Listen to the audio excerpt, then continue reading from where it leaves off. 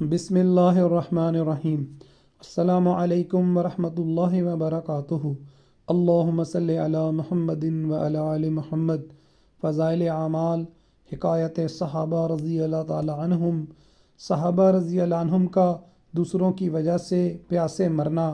حضرت ابو جہم بن حذیفہ رضی اللہ عنہ کہتے ہیں کہ یرموک کی لڑائی میں اپنے چچا زاد بھائی کی تلاش میں نکلا کہ وہ لڑائی میں شریک تھے، اور ایک مشکیزہ پانی کا میں نے اپنے ساتھ لیا کہ ممکن ہے وہ پیاسے ہوں تو پانی پلاؤں۔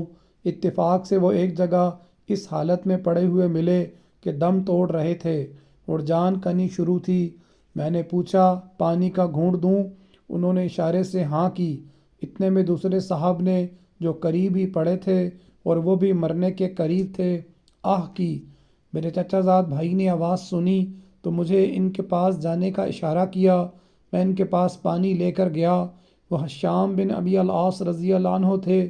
ان کے پاس پہنچا ہی تھا کہ ان کے قریب ایک تیسرے صحاب اسی حال میں پڑے دم توڑ رہے تھے۔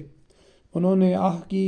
حشام رضی اللہ عنہ نے مجھے ان کے پاس لے جانے کا اشارہ کر دیا۔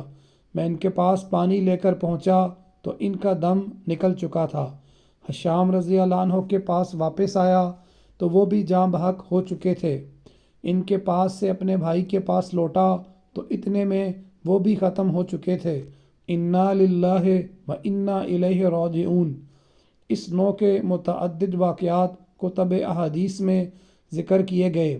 کیا انتہا ہے اس ایثار کی کہ اپنا بھائی تو دم توڑ رہا ہو اور پیاسا ہو، ایسی حالت میں کسی دوسرے کی طرف توجہ کرنا بھی مشکل ہو جاتا ہے، چہ جائے کہ اس کو پیاسا چھوڑ کر دوسرے کو پانی پلانے چلا جائے۔ اور ان مرنے والوں کی روحوں کو اللہ جل شانہ اپنے لطف و فضل سے نوازیں کہ مرنے کے وقت بھی جب ہوش و حواس سب ہی جواب دے دیتے ہیں، یہ لوگ ہمدردی میں جان دیتے ہیں۔ جزاک اللہ خیرہ۔ السلام علیکم ورحمۃ اللہ وبرکاتہ۔